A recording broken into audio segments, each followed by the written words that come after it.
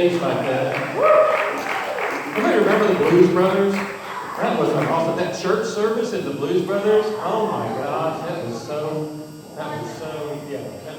was really wonderful.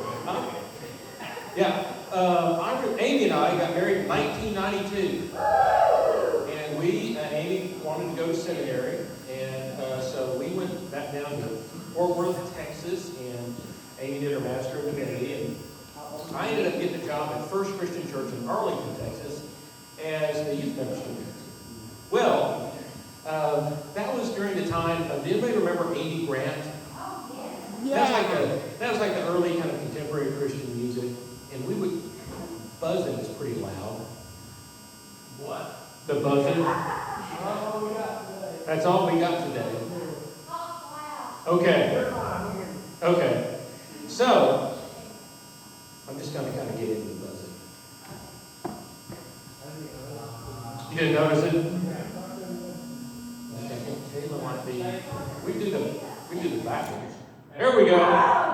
Thank you, Kayla. You just sat there and you knew it. It didn't help me at all. Well, thank you. That's what they sent me to college for. Well, so First Christian Church in Arlington, it was, let's just say it considered itself to be an important church. It had been a big church, but the membership had kind of started going down a little bit for reasons that I'll get into later. Meantime, Wayne, did you pay attention? I've had a lot of coffee. Anyway,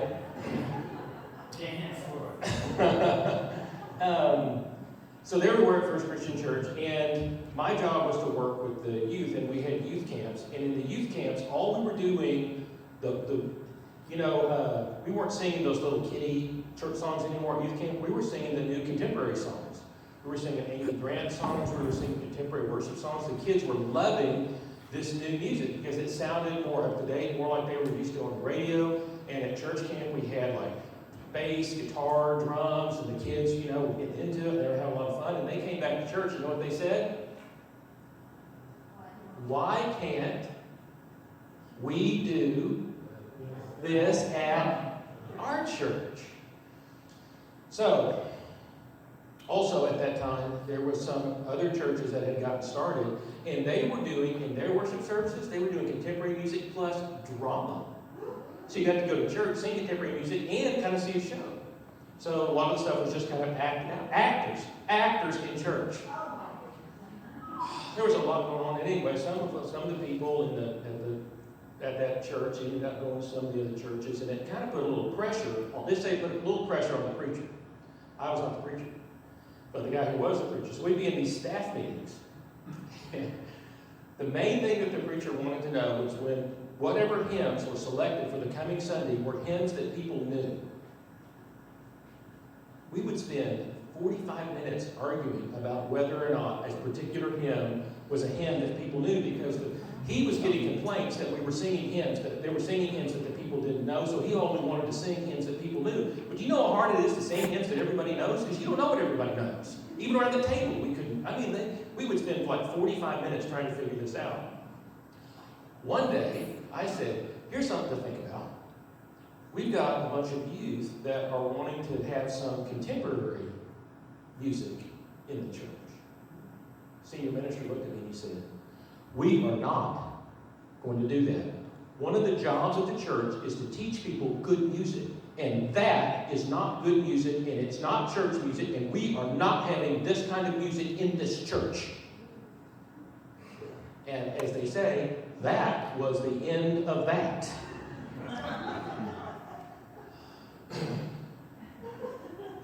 So, let's just say my little journey through church has been kind of interesting. What's funny is, we call, what we're doing in here is often called contemporary, right? And traditional is an organ and hymns. But did you know that organs and hymns were this has to do with the sermon, by the way. Organs and hymns were the original contemporary music. The actual early music that the first Christians that's why our church is named that. So, that was kind of true. But yeah, the original music was Gregorian chant. Okay, so that's where it has that single, that's where it has the single tone. And you know what the hymn book of the church was? The Psalms. So, you know, the Psalms in the middle of the Bible, open those Psalms, and they would chant those Psalms. And that was the music. That was church music. That was sacred music. Then, this newfangled instrument got invented, made all kinds of strange noises, called the organ. The organ. Well, so it was when the organ first got invented, it blew people's minds. It was an instrument that made it could sound like a trumpet, it could sound like all these different kinds of instruments. People were just, were just awestruck by the organ. Okay? As a matter of fact, and emperors are interested in things that produced awe. So emperors would use organs whenever the emperor would come in. It used to be that the herald trumpets would sound, but the herald trumpets got replaced by the organ. And the trumpet union has not gotten over that. So, when organs first started getting used in church, it was controversial because the organ was an imperial instrument. It was a worldly instrument, and they were taking a worldly instrument and using it in the church. Can you believe that? And so that caused lots of controversy. And then, when they first started using the organ, what they would do is they would use it to sound the first note of the Gregorian chant, you know, and then we would all know what we were Gregorian chanting on.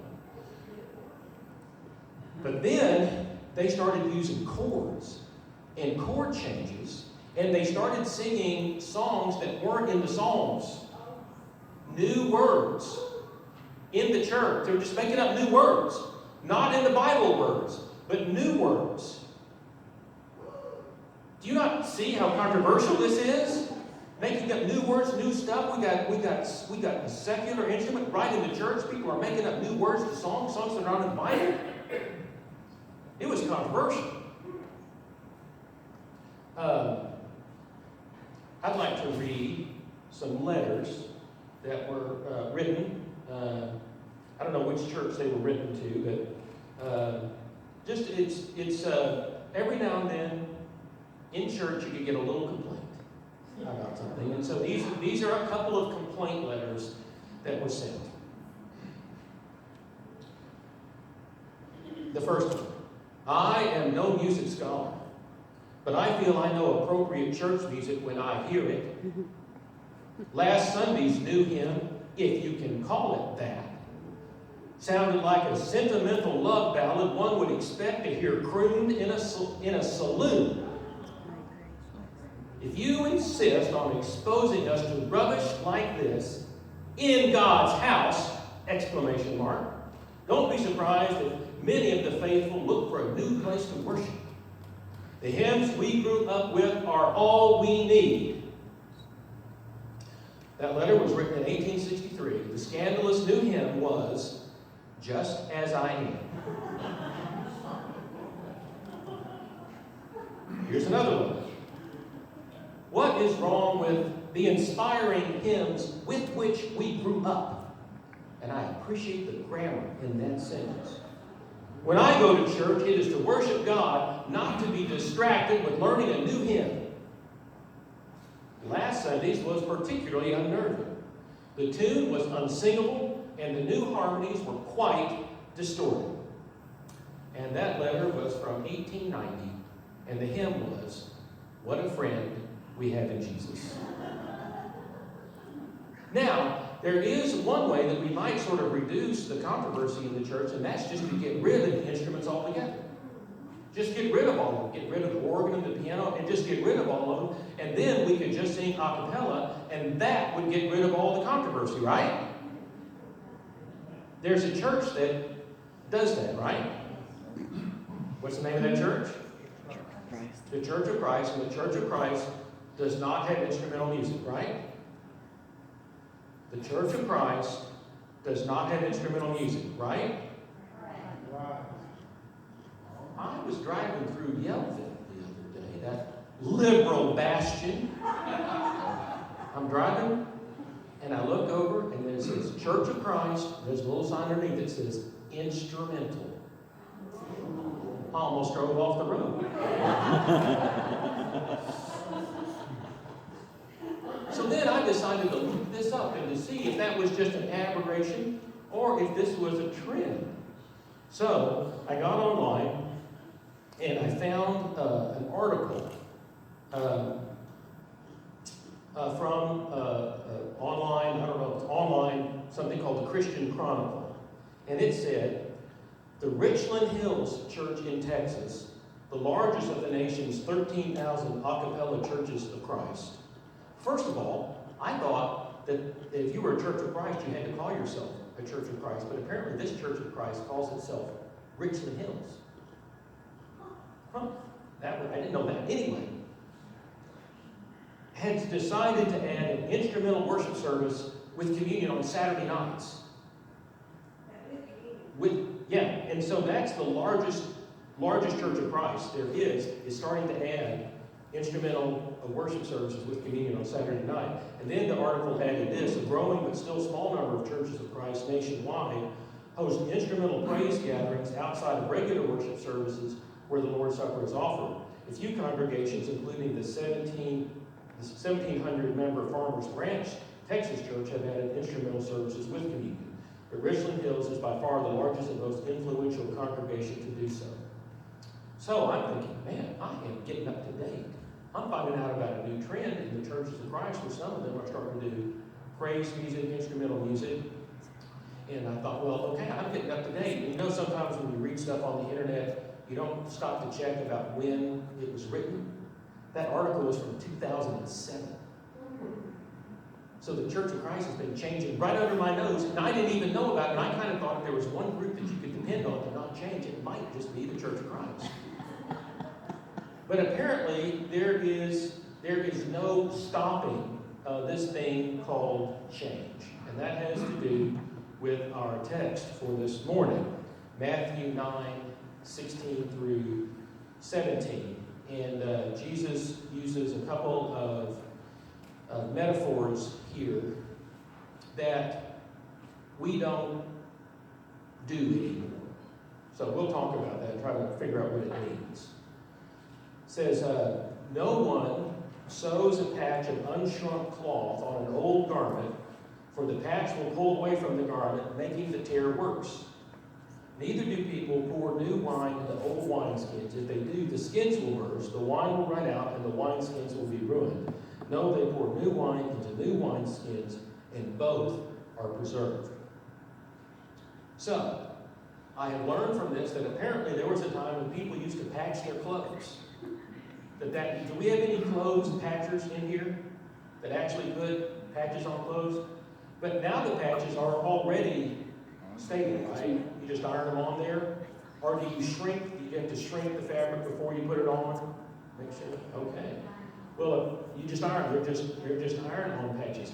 And I think it's also funny because now we pay for clothes that are ripped and torn. It's sort of the reverse.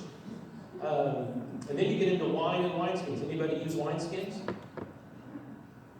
No, that's something old. But apparently, if you put new wine, you need to put new wine in a new wineskin, because if you put new wine in an old wineskin, the wine will expand and the wineskin will then burst, and that's not a good thing. So I was trying to think maybe what is the lesson that we can take from this, and what occurred to me is that the spirituality involves stretching. Okay? How many of you love to stretch? Really? Well, good for you, because stretching hurts. You need to do it, but stretching kind of hurts. It's a little bit uncomfortable. I was just thinking, wouldn't it be nice if we could just take church and our spiritual lives and just sort of put them on autopilot? And then we wouldn't have to ever change anything. We wouldn't have to learn anything new. We could just put it on autopilot. And then what we could do is we could come to church every Sunday and we could do the same exact thing over and over and over and and over. It would always work, and it would never change. Wouldn't that be awesome? Sometimes I think maybe that would be pretty awesome. But I was thinking about all of the change. Think about Jesus' disciples and all of the change that they had to, all of the stretching they had to do. They followed Jesus into the home of a tax collector when they had been taught to stay away from tax collectors and prostitutes and sinners. They followed a man who claimed to have the power to forgive sins when it was understood back then that only God had the power to forgive sins. They followed the man who did the work of healing people on the Sabbath when they had been taught no work was to be done on the Sabbath. They followed a man across the Sea of Galilee in a scary boat ride because they'd been taught to stay away. He was going to visit a land where Gentiles lived. They had been taught to stay away from Gentiles. They followed a man who in the Sermon on the Mount said repeatedly, "You have heard it said, but I say." So I looked up all those "you have heard it said, but I say" passages. So I'm going to say one. And every time I say one, let's say together, stretch. Okay? You have heard it said, "Don't murder." But I say, don't even be angry. Stretch. You have heard it said, "Don't commit adultery." But I say, don't even look lustfully. Stretch. You have heard it said, "If you divorce, give a certificate." But I say, don't divorce unless there's unfaithfulness. Stretch. You have heard it said, "Don't break your oath or your vows." But I say, don't take oaths or vows. Just let your yes be yes and your no be no. Stretch. You've heard it said, "Don't do more damage to the other than has been done to you, eye for eye, tooth for tooth." But I say, don't do damage to the other, and don't even resist the evil person. Stretch. You have heard it said, "Love your neighbor and hate your enemy." But I say, love your enemies and pray for those who persecute you. Stretch. So that's an awful, what'd you say? Somebody says that. Burst. Yeah. Burst. Yeah. Well, that's exactly what happened. It turned out that whole system could not contain the new wine. And so that's why Jesus said the new wine has to go in new wineskins, because that whole system really just couldn't handle all of that change. And I said one thing that has really shocked me about church is before I was involved in church, you just go by churches and I would just think, well, there's the church. That's where time goes to stand still. Nothing ever changes in church. But on the inside of church, man, it is always changing. It is always dynamic. It is always moving. And what I've discovered is that spiritual growth is kind of that way too. I thought maybe there was a way that you could sort of get your faith all figured out and then just kind of put it on autopilot, not have to think about anything new. You know everything. But what I found out is spiritual growth is an ongoing thing where you keep running into new ideas, new thoughts, you keep thinking about new things. And here's one of the things about this church. This church has caused me to keep growing spiritually, because here's what we could do it. In this church, we could say, we have this one theology, and my job would be to enforce this one theology. And if somebody came in here and expressed something different, then I could tell them, you're wrong. But that's not the way that we do it here. We say that each person comes in here and they have the freedom to read the Bible, to understand it to their best ability, to form their own opinions, and to even express those. And my job as the minister, I'm not the one who is automatically right about everything, which guess what that means? That means I have to stretch, I have to listen to what they're saying. Also, this church is open to all kinds of people. And that means when somebody comes into the church, that it's my job, especially as the minister. Now, if you're just a regular person, and if you see somebody a little bit different, you know what you can do? But if you're the minister, and you're the one that's representing the love and the grace and the mercy of God, if you see somebody and they're new, guess what you need to do? You need to be the first one to go over them and to shake their hand and to let them know that they are welcome. And that has been one of the things that has driven change in my life the most, is just going to greet other people and to be around them, even if I can pick up that they're maybe not on the same wavelength that I'm on. That's okay. I'm supposed to go and greet them anyway. In the Sermon on the Mount, Jesus said, if you love those who love you, what reward will you get? Are not even the tax collectors doing that? And if you greet only your own people, what are you doing more than others? Don't even the pagans do that? So Jesus said, if you go around and you greet people that look like they're just like you and they think just like you, guess what? Everybody does that. Everybody does that. Pagans do that. Everybody does that. I want you to go and greet everybody. Go and greet the people that don't get greeted. That's how you're going to be different. You're not going to stay away from these different people. You're going to go and greet them and welcome them. If you greet them and welcome them, then they might become a part of you. If they become a part of you, guess what that might cause? Change. Because you have to then listen to people and talk to people. And what I've discovered is that if you get in a situation like this will require something called patience. Because if you invite a lot of people together and you go out there and you greet them and you welcome them and you put them all in church together and you invite them to share their opinions, you know what they're going to do? They're going to do all of that. And that when the church is going down the road and trying to make decisions, it's going to take a lot of time. And it's going to take a lot of patience. Kind of like a family. Have you ever noticed that sometimes families take a long time to work things out? Like years and years and years, because they're super patient with each other because they love each other so much. So they just bear with each other.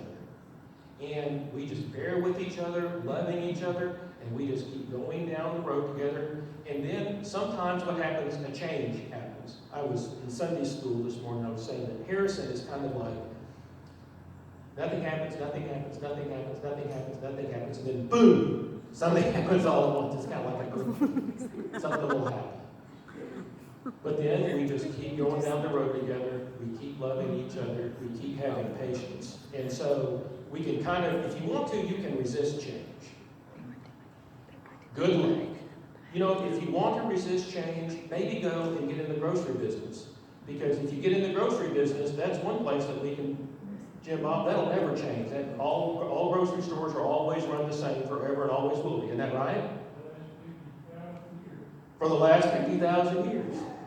No, but I know, talking with you, you've had to, in your career, there was lots of change that happened, and you had to stay on the front of it. What are some of the, Jim Bob, tell me some of the changes that you worked through in the grocery business just in your career. Got everything you did. I remember you opened up a deli. There were checkout, carrying stuff out to them. What's the newest thing is, there now grocery stores will deliver your food or delivering the food right to your house. And so that's a new thing. You did it for years, but you never did advertise it. Well, so things are always changing. So I guess the thing that we can do in the spiritual life is instead of trying to resist change, we can just kind of embrace it and just know that it's always going to happen and just be patient and just keep going with each other down the road. Let's pray. Heavenly Father, you sent Jesus into the world, and wow, did he come with a lot of change. And it changed forever how we see you and what we think we're trying to do. And then now we're trying to follow Jesus, and it's been 2,000 years. And lots of things have happened, and we're always trying to adjust to culture and to changing times and better insights and understandings of what Scripture might mean and how we can best apply it to our lives. And so just help us as we continue to go down this road together and make these prayers in Jesus' name. Amen. I was talking to somebody, and they said, what they really like about this church is that in this church, we each read the Bible to apply it to our own lives. I read the Bible, he said, I read the Bible to apply it to my life, not to apply it to your life. And we might read the Bible and apply it to our lives differently and have some different ideas about that, and we can discuss that, but we don't judge each other over it. And he said, that's what I really appreciate about this church. And that's what I like about it too. My job is not to do all of your thinking for you. that we're all thinking for ourselves, we're all forming our best opinions. We all have to listen to each other, to leave a little bit of room to think, well, maybe I need to consider that or rethink my position on that. And so that causes us to have a lot of patience. But what that does is it develops a personal relationship with God for each one of us, and we are stretching. And it's really, if I talk to myself back in 1996, when I started here, that would be interesting to have a conversation if I could talk to 1996 David to today's David, because there have been changes along the way. I've just seen, I guess, my sense of God's love and mercy and grace has just increased and increased and increased, and my ability to be with different kinds of people and to love different kinds of people has increased and increased and increased. And it's all because of things that happened to me in this church. This church stretches me, and I'm the preacher. So somehow we're all in this together, and I think that's a wonderful and a dynamic thing. And just membership in this church, all you do is you just say, I believe in God, I believe in Jesus, I accept Him as my Lord and Savior. Then beyond that, we don't ask you to take a theological exam in order to qualify for membership in the church. We don't take your name and present it to a church board to see if you are okay with the members of the church board. We just accept you, and then we just grow together in love, and we just make some space for each other and each other's hearts, and we go down the road together. I think that's pretty awesome. So, if you're interested in that, you can talk with me maybe after the service, and then I'd like to invite our elder to come forward. Mr. John Marseille is our elder this